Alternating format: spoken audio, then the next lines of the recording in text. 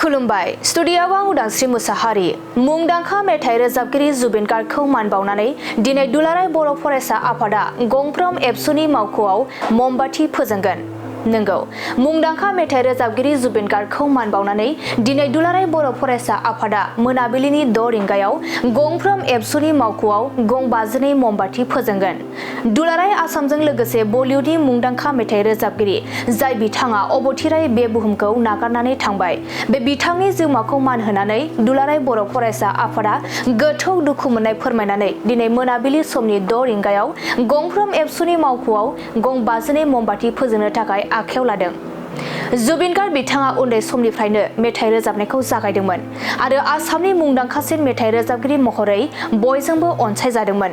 लोगोसे बिथाङा गासै मोन 40सो भारतारि रावफोराव 32 रोजानिबो बांसिन मेथाइ रोजाबदोंमोन। मख'नो गोनांदि बिथाङा 2006 मायथाइयाव बलिउडनि मुंदांखा सावथुन गेंस्टारआव या आली मेथाइ रोजाबनायनि थाखाय ग्लबेल इन्डियान फिल्म एवार्ड मोननो हादोंमोन। थारैनो बिथांनि अबथिरा जिउ गोमानाया दुलाराय आसामावनो सुख'हायै खहा जानानै थालांबाय आरो बिथांनि जिउमाखौ मान होनानैनो दुलाराय बर' फरायसा आफादा गोथौयै दुखु मोननाय फोरमायनायजों लोगोसे दिनै मोनाबिलिनि 6 रिंगायाव गंफ्रोम एबसुनि मावख'आव गं 52 ममबाथि फोजोंनो थाखाय आखायाव लादों। बेनिखायनो दुलाराय बर' फरायसा आफादा हायुंसा जिल्ला दख'रा आरो दालाइ एबसुखौ रुंसारि जुबिन गार्ग बिथांनि गोसोखांथियाव बावनाय हाबाफारिखौ फालिनो थाखाय खावलायदों।